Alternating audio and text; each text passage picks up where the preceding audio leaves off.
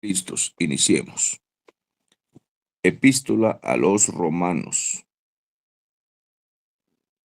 Hemos repasado la epístola a los Romanos hasta el capítulo 11.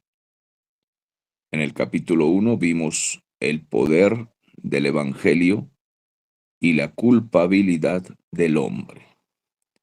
Desde el capítulo 2 hasta el capítulo 11, el episodio doctrinal que nos regala el Espíritu Santo por medio de la pluma del apóstol Pablo, nos habla acerca de Israel y los gentiles.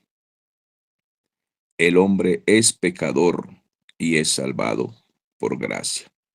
Tanto el remanente de Israel como el remanente de los gentiles, todos son llamados por gracia, por amor, por soberanía, por predestinación. Cuando llegamos al capítulo 11, se cierra esta explicación maravillosa, capítulo tras capítulo, diciéndonos el apóstol Pablo prácticamente lo mismo, pero de diferentes maneras, que no somos salvos por obras, sino que somos salvos por la gracia del Señor, que el Señor nos tenía escogidos desde antes de la fundación del mundo, había hecho el libro de la vida, y según su soberanía y su sabiduría, Él nos escogió. Ahora bien, entrando al capítulo 12, el apóstol Pablo nos está hablando del resultado de la salvación. Y así serán el capítulo 12, 13, 14, 15 y 16 de la epístola a los Romanos. Toca diferentes temas, diversos temas, como resultado de la salvación. Es decir, el apóstol nos está diciendo, si entonces somos salvos, si Él nos llamó, este debe ser el resultado, este debe ser el comportamiento de nosotros como cristianos. De lo contrario, nadie diga entonces que es salvo, porque sería una mentira, un engaño, si no se ven estos resultados.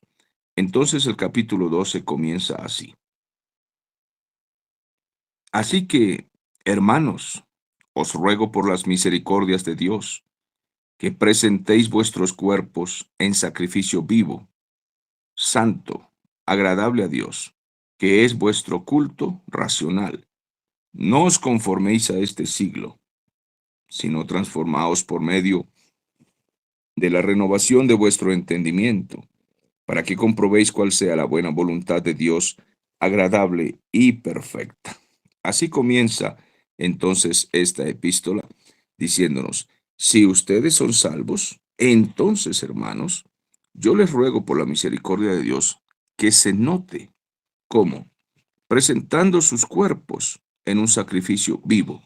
Ya no estamos en el antiguo pacto, ya no estamos en la ley de Moisés, ya no estamos en la época de los sacrificios de animales. Ya los sacerdotes no traen corderos al altar para degollarlos y derramar su sangre como sombra o símbolo de la sangre del Señor Jesús, del cordero que quita el pecado del mundo. Ya no traemos corderos al altar, sino que ahora presentamos nuestros propios cuerpos. Pero ahora no presentamos nuestros cuerpos muertos y degollados. Ya no. No se necesita más sacrificio de sangre, porque el Señor Jesús es el sacrificio una vez y para siempre. Los corderos del Antiguo Testamento eran sacrificados como símbolo de la muerte del Señor Jesús que vendría algún día. Pero llegó ese día, esa fecha. El Señor Jesús llegó, mientras que la sangre de los corderos lo que hacía era cubrir los pecados. Mientras llegaba el Cordero verdadero, llegó el Cordero verdadero y fue sacrificado para que nuestros pecados fueran borrados y quitados para siempre. Ese es el sacrificio. Ahora ustedes no tienen que presentarse degollados, ni derramar sangre, ni presentar animales en el altar. Preséntense ustedes delante del Señor como un sacrificio vivo. Significa cada día, en todo lo que hagan, en su trabajo, en sus casas, en su diario vivir. Preséntense en un sacrificio vivo. Ustedes ahora se presentan al Señor como una ofrenda santa, una ofrenda agradable, lo que ustedes conversan, lo que dialogan cada día. Ese es el sacrificio vivo, que es vuestro culto racional. Significa vuestro verdadero culto, un culto que se entienda, un culto que ustedes están haciendo conscientemente de lo que están haciendo. Ustedes son ahora la respuesta a esa salvación, que se vea en sus vidas, en su diario vivir, que ustedes realmente han sido llamados. Es la entrega total de nuestra vida. Ese es el culto racional o el culto verdadero. El Hijo de Dios ya murió por nosotros. Lo menos que podemos hacer para Él, pues es vivir para Él, servirle. Jesucristo es el que murió. Ahora nosotros somos los que presentamos nuestra vida como respuesta a una vida transformada, una vida nueva. Cuando el Señor dice no os conforméis a este siglo, está diciendo no se conformen al sistema de vida de este mundo, sino que ustedes deben ser transformados por medio de la renovación del entendimiento. Significa que nuestra mente debe ser cambiada, nuestra manera de pensar. Ya no estamos pensando según las concupiscencias de este mundo, según los placeres, distracciones, según los atractivos de este mundo. Debemos abandonar las cosas del mundo. Nuestra mente ha cambiado y ya no amamos las cosas del mundo. De lo contrario, seríamos traidores, traicioneros al Señor y a su palabra. Traicionar al Señor o amar al mundo sería traicionar al Señor. Todos los inconversos son súbditos del enemigo. El príncipe de este mundo los tiene cautivos según sus propias concupiscencias. Pero nosotros vivimos libres de todo eso. Todo lo que el mundo tiene, llámese el arte, la diversión, la religión, el estilo de vida, la política, la filosofía, la música, la cultura, toda costumbre tiene un sistema atractivo a la carne para tener a los hombres entretenidos. Es una lástima que muchos cristianos que asisten a las iglesias, bautizados e incluso con cargos y responsabilidades, algunos incluso con llamamiento al ministerio, al púlpito, a la predicación, viven entretenidos en las cosas del mundo. El mundo es llamativo, pero los tiene cautivos. Es muy triste que su vida sea derramada o desperdiciada en los entretenimientos mundanos.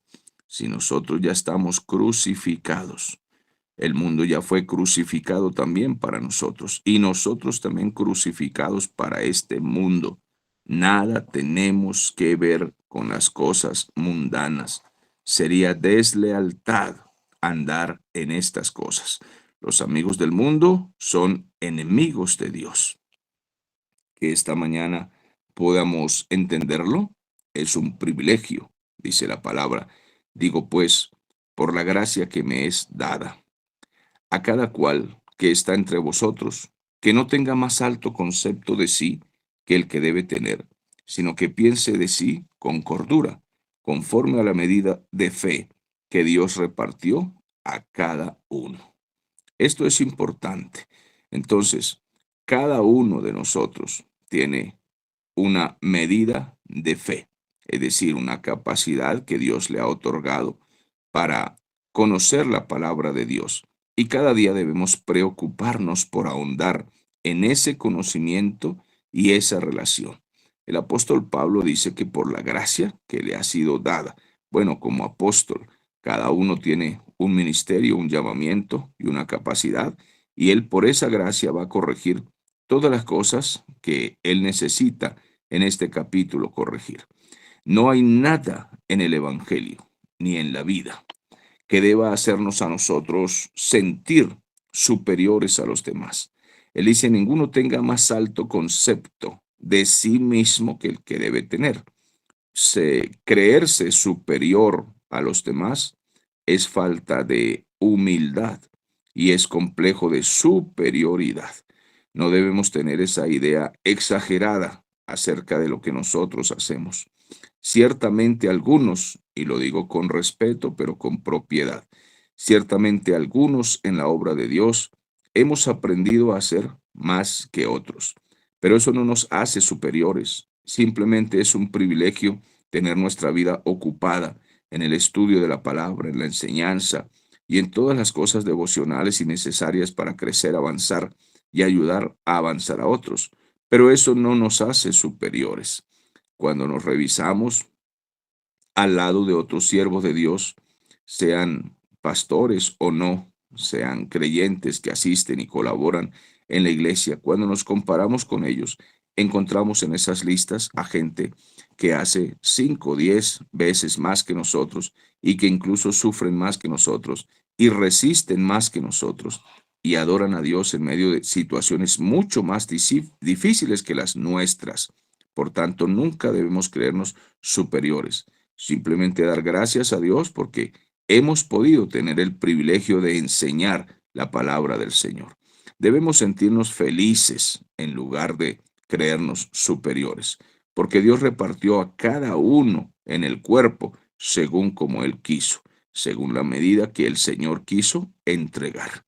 Entonces, de la manera que en un cuerpo tenemos muchos miembros, versículo 4, pero no todos los miembros tienen la misma función. Bueno, el cuerpo humano tiene muchos miembros, pero cada uno hace algo. La mano no hace lo mismo que el pie no es el ojo no es la lengua y la lengua no es, bueno, el cabello, lo que sea. Cada uno cumple su función.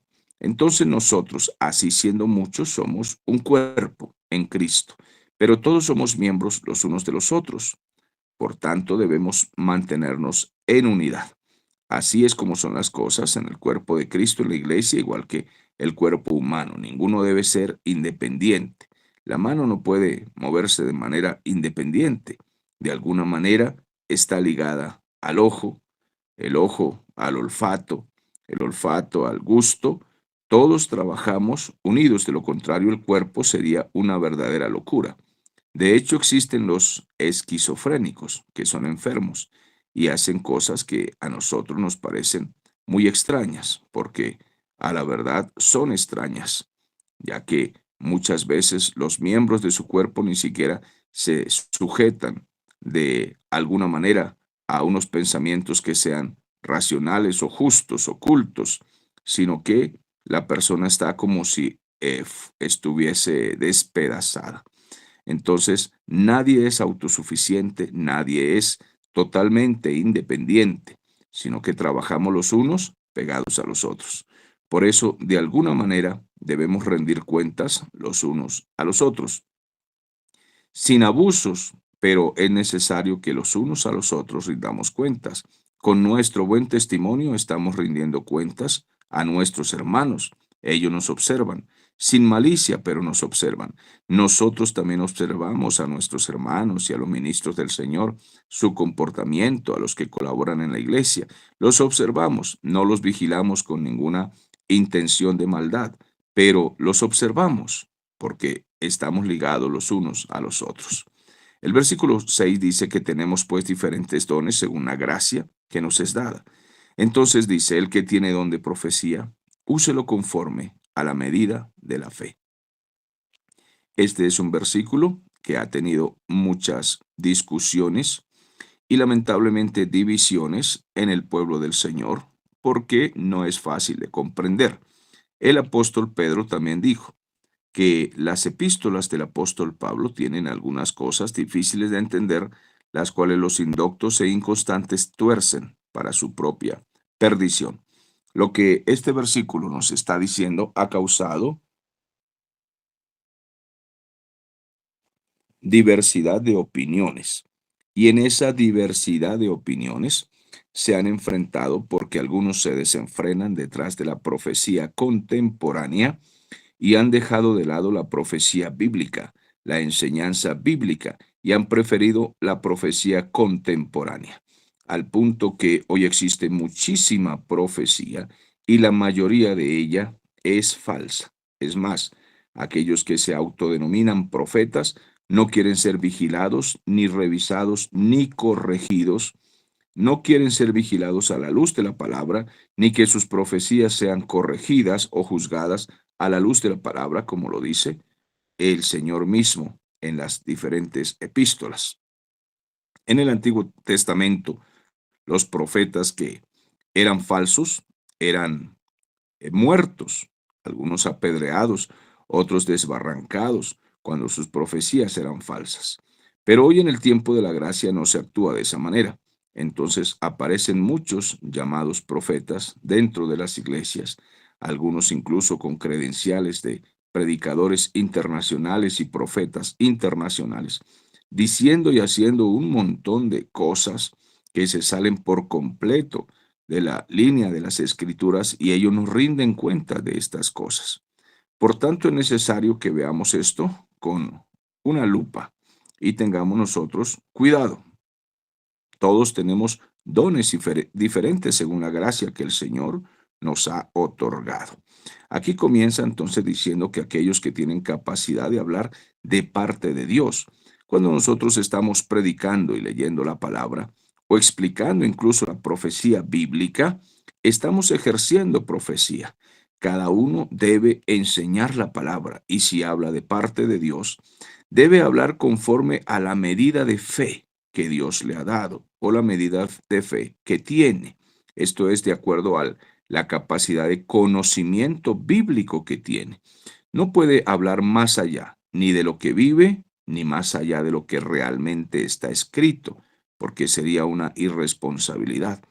Algunos no solamente enseñan fuera de la Biblia, esto sería herejías, sino que también dicen, el Señor está hablando, y emiten profecías que contradicen por completo las escrituras y que causan confusión.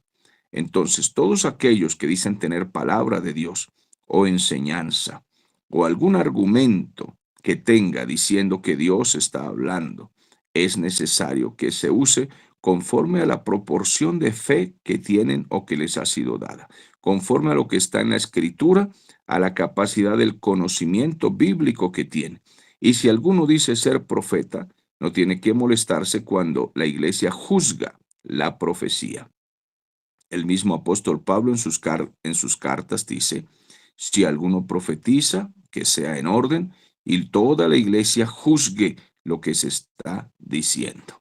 Entonces, nadie puede decir que habla de parte de Dios, o que enseña de parte de Dios, o que tiene algún misterio que revelar de parte de Dios, y lee una escritura y quiere explicarla de parte de Dios, si se sale de lo que es la verdad, la fe. Entonces debemos hablar conforme a la medida de fe y hay una medida de fe, hay una doctrina específica dentro de la cual está toda enseñanza y fuera de allí nada es cierto. Por eso muchos decimos sola escritura, lo que diga la Biblia. Lo que esté fuera de la Biblia, nosotros no lo aceptamos. Vamos preferiblemente a hablar de la profecía pedagógica. Lo que está escrito en la palabra es la profecía más confiable, como lo dijo también el apóstol Pedro. Tenemos la palabra profética que es más confiable, que es la más acertada. La palabra profética a la cual debemos estar firmes y atentos, como a una antorcha que alumbra en lugar oscuro hasta que el lucero de la mañana alumbre y esclarezca en nuestros corazones. Dice el versículo 7, el que tiene el don de servicio, ocúpese en servir, y el que enseña, en la enseñanza. Este don de servicio, que obviamente lo tenemos y deberíamos tener todos los cristianos, pues es más sobresaliente en aquellos que tienen un don sobrenatural dado por el Espíritu Santo. Las personas que tienen ese don de servir son muy felices comportándose con un corazón de siervo. Ellos ven oportunidades de servir en todas partes y ellos aprovechan. Es que les gusta, les fascina. Ellos no son felices si no están atendiendo a otros. Bien, los que tienen don de enseñanza, pues que expliquen la palabra de Dios y aclaren a los hermanos y los corazones de todos sean alentados. No todos en la iglesia tienen don de enseñanza Y se cometen graves errores en las iglesias cuando los pastores bautizan a una persona y le dicen, prepara el mensaje para el domingo. Qué errores tan graves, tan tristes y lamentables. Hemos tenido que escuchar a algunos hermanos que a veces asustados, pero con orgullo de que los hayan puesto a predicar, ellos toman la palabra, preparan un sermón y como pueden, chapalean como el que se le pierde su remo y está en medio del río, del lago, y no sabe hacia dónde conducir esa canoa. Y nosotros los hemos visto así, parados en el púlpito, y les he preguntado, ¿ya eres predicador? Me han dicho, no, lo que pasa es que me bautizaron hace 15 días y el pastor dijo que me correspondía la palabra hoy. Y lanzan a un hermano nuevo, sin ningún conocimiento, sin ninguna enseñanza, instrucción de oratoria. No, él no sabe nada, absolutamente nada de la palabra. No conoce ni el derecho ni el revés, solo algunas cositas que el pastor le haya podido enseñar, pero así lo lanzan a torear un toro sin tener ni siquiera capa, amados hermanos. Y estas personas se hacen daño a sí mismas y de alguna manera hacen daño a la obra del Señor, porque son errores graves que se cometen en las iglesias. La predicación de la palabra no es un juego, no es una prueba para inexpertos.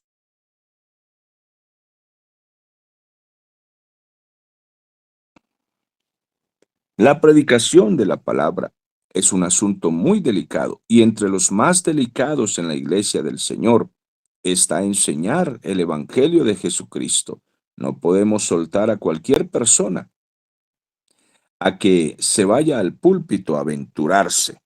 Es necesario que tengan algún grado de instrucción. Y repito, no todos en la iglesia son predicadores, no todos tienen el don de enseñar. La Biblia dice, el que tiene don de enseñanza, pues entonces que se dedique a enseñar porque tiene el don y la iglesia reconoce que tal hermano tiene ese don. Los que no tienen el don no tienen por qué enojarse.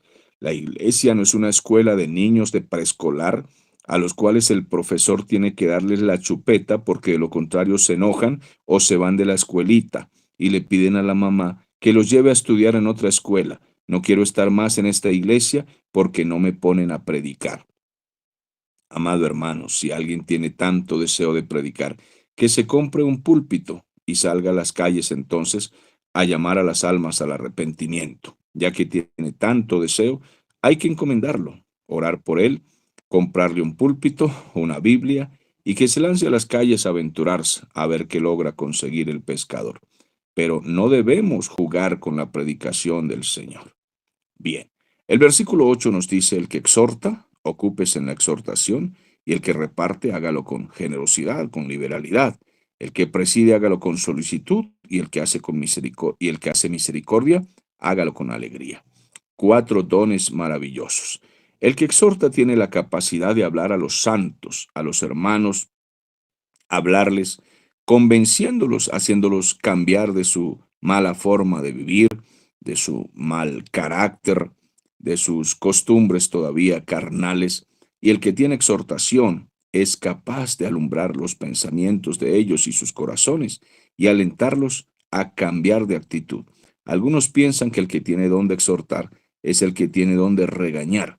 Bueno, no necesariamente regañar. Con solo hablar y aconsejar es suficiente para que las personas que lo escuchan cambien de actitud. Es un don maravilloso. Dios le ha extendido esa capacidad, ese poder. El que reparte lo hace con generosidad. Hay personas que son felices repartiendo todo lo que tienen. Si tienen dos camisas, son capaces de regalar una y quedarse con una sola, porque esa es su felicidad. Tienen esa capacidad de repartir sin que les duela el corazón. No todos tenemos ese don. Ciertamente todos hemos regalado algo algún día. Yo considero que he hecho regalos de mis cosas a algunas personas, pero no considero necesariamente que tenga ese don, pues uno cuida mucho las cositas que tiene y a veces dice, bueno, con tanto sacrificio las he comprado. Pero el que tiene don de repartir es feliz repartiendo lo que tiene, lo poco que tiene, y confiando en que nada en este mundo es tan importante como para apegarse a ello, y entonces reparten. con liberalidad, porque saben que lo más importante es llegar a la meta final, al reino de los cielos. No todos tienen ese don. Si alguien ha regalado algo, no se jacte de tener el don de repartir, porque no lo ha regalado todo, como el que tiene el don de repartir, que lo hace con tanta generosidad. El que preside, el que dirige. Esto es mayormente aquellos que predican, que enseñan, que dirigen desde el púlpito o que tienen grupos en la iglesia a los cuales estos hermanos se les ha otorgado este don de dirigir a estos grupos.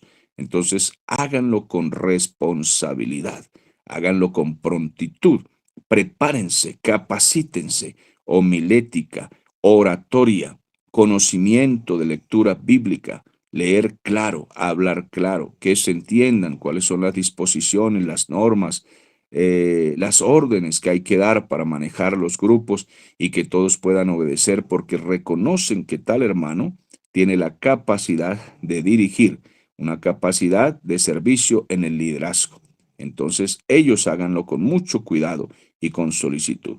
Y el que tiene don de misericordia, esa capacidad importante, sobrenatural, de ayudar a los angustiados, los afligidos, los enfermos, los mendigos, los locos, los callejeros, los alcohólicos, drogadictos, los deprimidos, estos que tienen el don de hacer misericordia. No se trata de aquello que todos los cristianos hacemos en algún momento.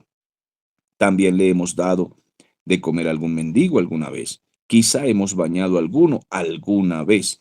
Esto no significa necesariamente que tengamos el don, pues el que tiene el don vive en ello, vive feliz bañando mendigos, sanando enfermos, inyectando enfermos, consiguiéndoles medicina, consiguiéndoles ropa, constantemente hace esto, porque tiene ese don y no se jacta, no es para ser famoso, sino porque sufre cuando ve a los enfermos y angustiados sufrir. Tampoco es un don que sea muy común en todos los cristianos. Todos hacemos misericordia con los que sufren, pero el don va más allá de hacer misericordia ocasionalmente. Los que tienen el don de hacer misericordia viven constantemente buscando un enfermo, un mendigo, quien está sufriendo en un hospital y le consiguen la ropa al que tiene frío en la calle. Estos son los que tienen estos dones. Dice el versículo 9. El amor sea sin fingimiento, aborreced lo malo, y seguid lo bueno. Precisamente estamos diciendo que desde el capítulo 1 al capítulo 11, el Señor nos está hablando de la salvación por gracia y no por obras. Pero a partir del capítulo 12 nos está hablando de los resultados de la salvación. El apóstol Pablo dice, si ustedes son salvos, entonces no hacen estas cosas para ir al cielo. No, hacen estas cosas como resultado de que ustedes son hijos de Dios. Si son hijos de Dios, manejen todos estos dones con prontitud y solicitud y háganlo bien, que se note en sus vidas que ustedes son salvos. Y también el amor sea sin fingimiento. Si realmente ustedes han confesado a Cristo como su Salvador, si realmente ustedes son hijos de Dios, ámense unos a otros, respétense unos a otros y que aborrezcan todo, toda especie de mal, todo lo malo, y sigan ustedes lo bueno. Esta es una lista de rasgos, características que el creyente debe desarrollar todos los días de su vida y que esto vaya creciendo en sus vidas, que se vaya notando que no tienen una máscara de hipocresía, sino que su amor es genuino y sincero y no es afectado por ninguna circunstancia porque ustedes son hijos de Dios. Aquellos creyentes que se enojan entre sí y dejan de hablarse y algunos se convierten en enemigos, no están mostrando rasgos de haber nacido de nuevo. Que el Señor nos ayude a todos, porque en el camino, cuando hemos enfrentado dificultades, cuando las dificultades han sido muy fuertes, porque entre hermanos siempre habrá choques, hay unos más defectuosos que otros, que causan mucho dolor a otros y afectan lo relacionado al amor y a las buenas relaciones. Entonces nos sigue diciendo en el versículo 10, por tanto, amaos los unos a los otros con un amor fraternal. En cuanto a honra, prefiriendo los unos a los otros, los hermanos deben amarse, respetarse, honrarse y pedirse perdón cuando se han ofendido. Hay hermanos que cuando ven a otros cometer algún error, algún pecado o algo que ellos consideren que está mal hecho, hay hermanos que se comportan como enemigos de tal persona y le hacen mucho daño, pero luego tienen que manifestar su arrepentimiento, pidiendo perdón y reconciliándose. Pero hay hermanos que nunca piden perdón de sus ofensas causadas a otros.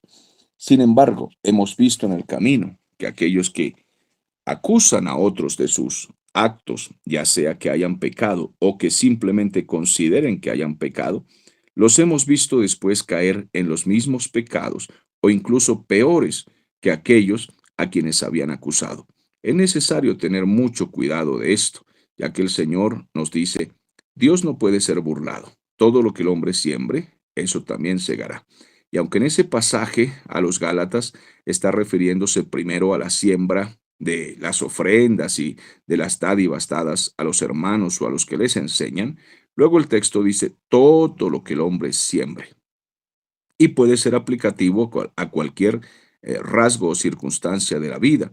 Si nosotros hacemos daño a otros hermanos, debemos prepararnos mañana para pasar por el mismo camino que aquel hermano pasó o por otro más difícil. Hay quienes consideran a otros pecadores incluso sin haber pecado aquellos hermanos, pero luego entonces los que acusaron a aquellos caen en pecados de verdad profundos y dañinos en la obra del Señor y para sus propias vidas. Por tanto, amaos los unos a los otros con amor fraternal. Y en cuanto a honra, es mejor honrar a los hermanos sin importar cuál sea la situación. Tenemos a un juez, es el Señor Jesús y Él se encarga de sacar todas las cosas a la luz y ponerlas en evidencia. Entonces, en nuestras relaciones con todos nuestros hermanos, prefiriendo a los hermanos en la fe, a ellos deberíamos exhibirles nuestro amor mediante nuestras atenciones, nuestra ternura, nuestro respeto. Si usted ha pecado contra algún hermano, pídale perdón. Si le ha ofendido, si le ha dañado, si ha ofendido su testimonio, si ha hablado mal de él, búsquelo y pídale perdón y reconcíliese con él y dé pruebas de que usted es un hijo de Dios. En lo que requiere diligencia, no perezosos, fervientes en espíritu, sirviendo al Señor. Imagínense ustedes un servidor como este que les enseña en las mañanas, en estos matutinos devocionales, y que estuviese lleno de pereza, al cual tienen que estarlo buscando todo el tiempo porque el hermanito no se despierta y con responsabilidades. Imagínense un pastor al que hay que estarlo buscando en la casa porque todo el tiempo está viendo televisión, telenovelas, películas o cualquier entretención. Imagínense un predicador evangelista que sale por las naciones a llevar el mensaje y se la pasa jugando con su teléfono en videitos de los que juegan los niños adolescentes con esa inmadurez e insensatez. Hermanos amados, cada creyente debe saber cuál es su responsabilidad en la iglesia. Es más, si todavía no ha sido asignado para una responsabilidad, es bueno que levante la mano y diga, yo existo, aquí estoy, ¿para qué soy bueno? ¿Qué debo hacer?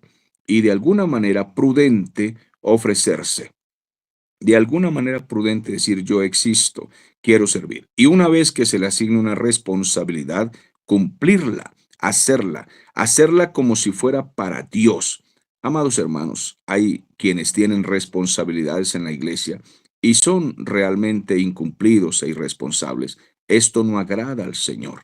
Ellos se van tranquilamente de un culto, de un servicio, de alguna responsabilidad, faltan a aquello, no lo hacen, pero luego no dan cuentas, no se disculpan, no piden perdón, y todo esto ofende al Señor y contrista al Espíritu Santo. Pensamos que el Señor no se fija en los detalles, pero el Señor se fija en cada detalle de nuestras vidas y Él tiene un calificativo, Él tiene su agenda, Él sabe recompensar a los fieles. Luego nos preguntamos por qué hay hermanos que viven tan felices, tan llenos de unción, de poder, de gracia, que quieren evangelizar a sus amigos, compañeros de trabajo, que procuran llevarse bien en sus hogares, que están creciendo en capacidad, en poder, en conocimiento, que Dios los bendice en distintas áreas de su vida. ¿Y por qué? Porque Dios recompensa la fidelidad. No siempre los que consiguen dinero en la iglesia es porque Dios los está recompensando necesariamente por su servicio al Señor. No, a veces lo que les recompensa es que trabajan duro, y el que trabaja duro pues recibe recompensas económicas. Eso es obvio y es lógico. El que no trabaje, que no coma. Pero el Señor se refiere en todo lo que tiene que ver con recompensas, primeramente a las bendiciones espirituales. Por allí comienza el Señor, y luego sí lo que es añadido. Todo lo demás será dado por añadidura.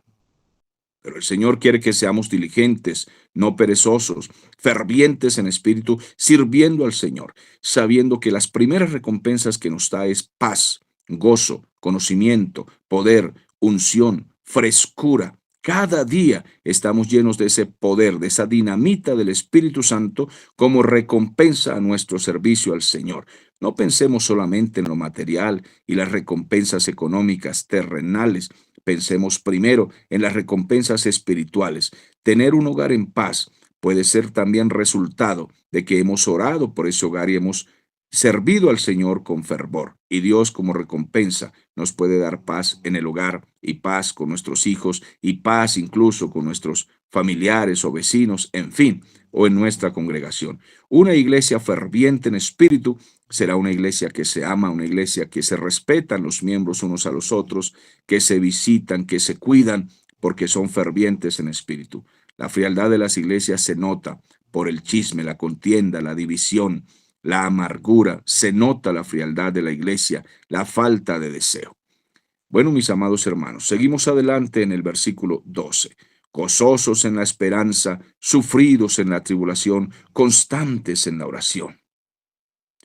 No importa cuáles sean nuestras circunstancias, lo que estemos viviendo, todos pasamos por dificultades, pero se nos exhorta: ¿son ustedes salvos? ¿Son cristianos verdaderos?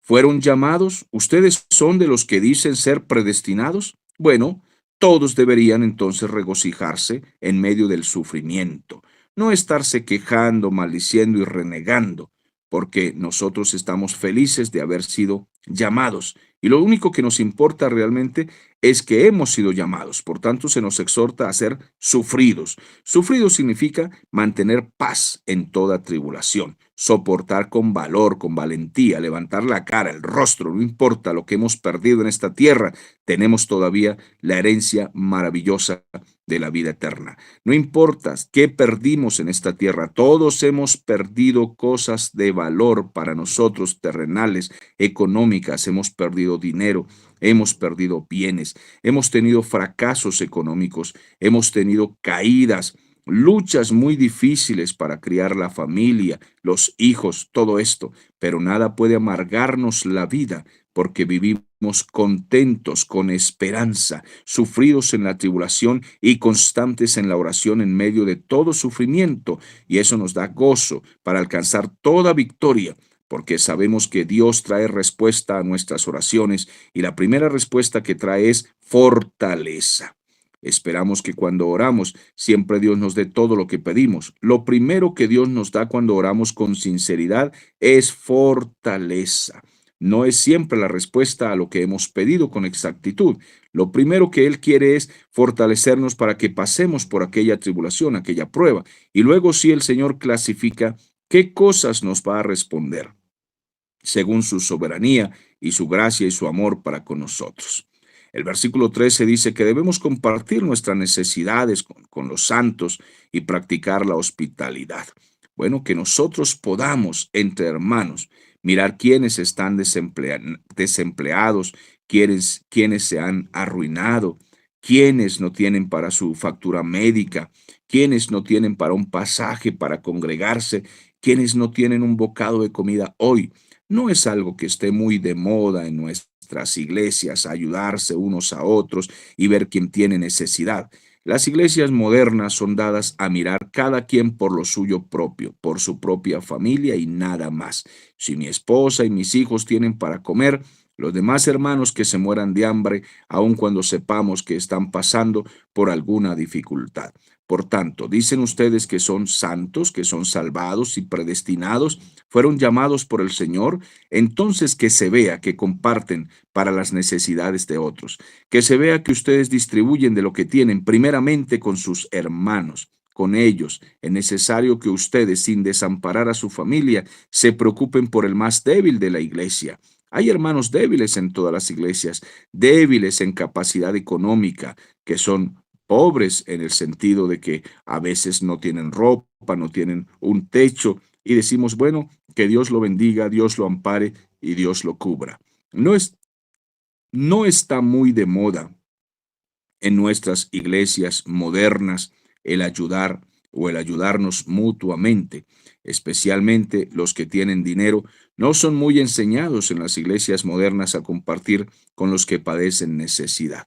Entonces, el egoísmo y la vanidad personal es algo que sí está muy de moda en las iglesias modernas, ya que la teología de la prosperidad ha hecho muchísimo daño y cada quien piensa que lo que tiene lo ha conseguido con su propio esfuerzo. Y algunos dicen, bueno, tengo esto porque lo he conseguido con mi propio esfuerzo. Bendecid a los que os persiguen, bendecid y no maldigáis. ¿Son ustedes hijos de Dios? No maldigan a los que los persigan.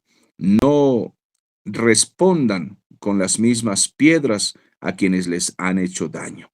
Nuestra respuesta natural de seres humanos es maldecir y vengarnos de los que nos han hecho daño. Pero ahora que hemos nacido de nuevo, bendecimos a los que nos persiguen, oramos por ellos, los bendecimos y no los maldecimos.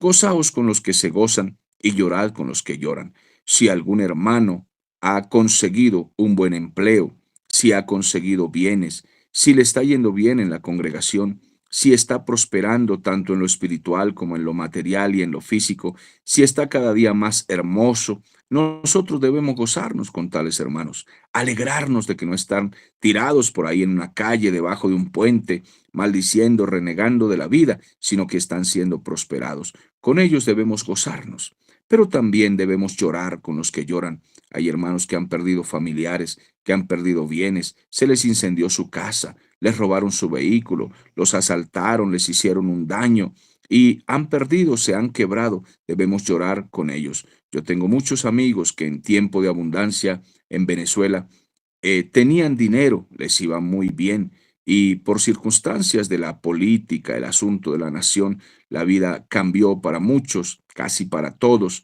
y tuvieron que salir despedidos del país a otras naciones y no les ha ido muy bien. Han tenido fracasos, han quebrado, están sin dinero y han llorado mucho esta angustia y le echan la culpa a algunos, cristianos o no, le echan la culpa solamente al gobierno sin entender que Dios es soberano y Él nos ha pasado a todos, tanto incrédulos como creyentes, por situaciones difíciles para que podamos entender muchas cosas en el reino y debemos abrir los ojos espirituales. Debemos llorar con los que sufren. Debemos tratar de entenderlos. Esto se puede llamar empatía, esa capacidad de gozarnos con los que gozan y llorar con los que lloran. Unánimes entre vosotros, no seáis altivos, arrogantes, orgullosos, versículo 16. No se crean más que otros, sean socios de los humildes. No se asocien con los soberbios, con los que se creen grandes en el mundo o en la iglesia. Aléjense de ellos. Ustedes no sean sabios en su propia opinión. No crean que son mejores o superiores o más inteligentes que otros, sino que sirvan siempre con humildad y aunque tengan conocimiento, manténgase siempre sencillos. Si alguien se deja enseñar, enséñenle con humildad. Si alguien no se deja enseñar, oren por ellos, no los ofendan.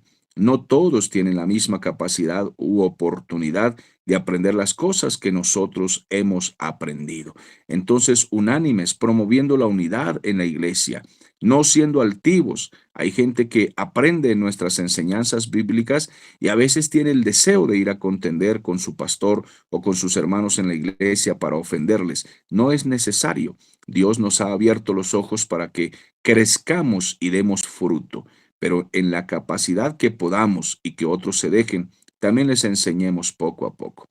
Hay gente que nunca se va a dejar enseñar y va a seguir en sus errores. A veces debemos alejarnos de ellos para evitar daños. A veces es necesario incluso alejarse de una congregación para no hacer daño a esa congregación y a esos hermanos causando divisiones o pleitos. Debemos procurar siempre la unidad de la iglesia y dejar que el Espíritu Santo en el tiempo, en su soberanía, Él haga la obra de abrir los ojos a otros también. Él nos guiará a toda verdad y toda justicia. No causemos nosotros a causa de una enseñanza o de un conocimiento algún pleito innecesario en la iglesia del Señor. Debemos evitar toda contienda y todo pleito innecesario, toda petulancia, todo orgullo, toda soberbia, todo lo que pueda hacer daño a otros hermanos. No paguéis a nadie mal por mal, procurad lo bueno delante de todos los hombres. Bueno, esto es lo mismo que el apóstol Pablo nos va diciendo en los versículos anteriores. Sin embargo, como les dije antes, el apóstol Pablo tiene la costumbre de repetir y repetir algunas cosas. ¿Por qué? ¿Por qué lo repite si ya lo ha dicho? Porque a los creyentes, por ser humanos, somos humanos. Es necesario que se nos diga 100 veces un tema para que por fin podamos hacerlo o entenderlo. A veces es necesario que se nos diga una y otra vez que no cobren venganza, que no maldigan al que los persigue, que si alguien les ha hecho daño, no lo maldigan, no lo persigan, déjenlo en las manos del juez. Dios es el juez. No paguéis a nadie mal por mal. Procurad lo bueno delante de todos los hombres, especialmente si un hermano te ha hecho daño, sea por error o sea voluntariamente. Déjalo en las manos del Señor. Ahora, hay casos muy difíciles en los que hemos tenido que recurrir a las leyes terrenales, pero esos excesos no los vamos a hablar hoy.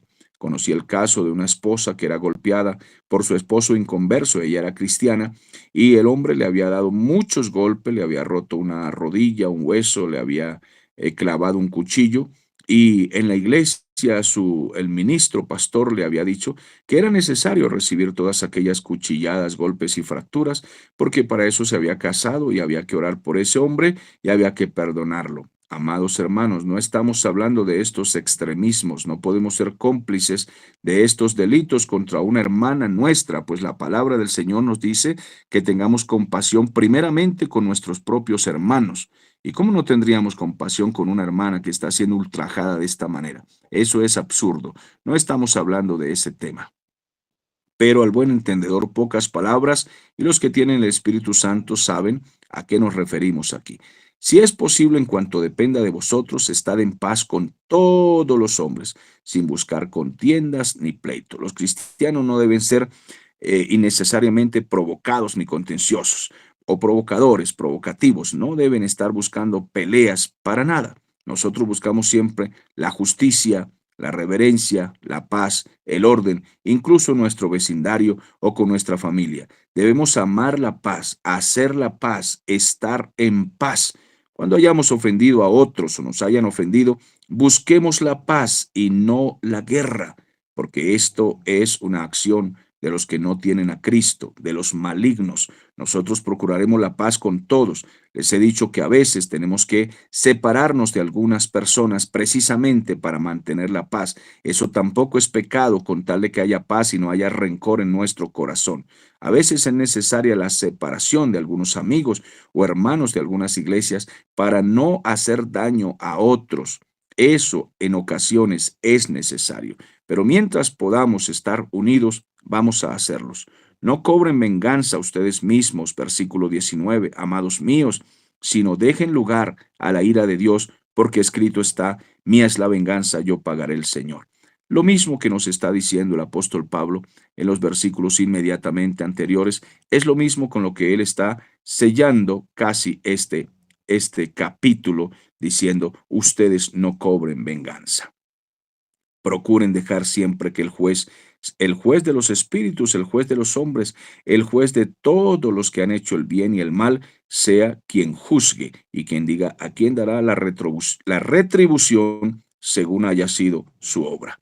Dios es quien dispone estas cosas y nosotros debemos dejar que pase el tiempo y estas cuestiones en las manos del Señor. Los malhechores irán a donde deben ir, ninguno escapará. Así de que no tenemos por qué procurar nosotros la venganza de los que nos han hecho alguna ofensa. Así que si tu enemigo tiene hambre, pues dale de comer. Si tiene sed, pues dale de beber, porque haciendo esto harás que arda su cara de vergüenza. Esto es ascuas de fuego sobre su cabeza. Entonces es necesario que toda persona que nos ha hecho mal reciba en algún momento un bien de nuestra parte, un plato de comida, un vaso de agua, algún favor, alguna emergencia, alguna medicina, cubrirle si tiene frío y esta persona sentirá vergüenza, pensar que yo hice daño a este hermano, pensar que yo me porté tan mal y esta persona me responde haciéndome el bien en lugar de ofenderme de la misma manera que yo le ofendí. Es necesario que hagamos sentir vergüenza a los que nos han hecho daño, pero no guardar ningún rencor. Hacerle un bien al que nos ha ofendido es un mandamiento también del Señor y del Espíritu Santo en estos textos que estamos aquí leyendo. No seas vencido de lo malo, más bien debes vencer con el bien el mal. Esto es lo que la palabra del Señor nos ha dicho claramente en todo el pasaje que hemos estado leyendo. Finalmente cierra el apóstol Pablo diciendo, no tengan rencor, no tengan odio, no procuren el mal, porque si ustedes procuran el mal, es porque ustedes han sido vencidos de su maldad interna. Venzan el mal con el bien y que viva Cristo porque es respuesta a la salvación. Somos salvos, por tanto, respondemos conforme a lo que Dios nos ha regalado por gracia. El fruto del Espíritu se nota en los creyentes que han sido salvados. Si estas cosas que hemos leído en este capítulo no son suficientes para comprender cuál debe ser nuestro comportamiento, creo, mis amados hermanos, que si alguno no comprende es porque su entendimiento no le ha sido alumbrado, como dijera el profeta Isaías, a la ley y al testimonio. Si no dicen así, es porque no han sido todavía alumbrados. Damos gracias a Dios por su palabra.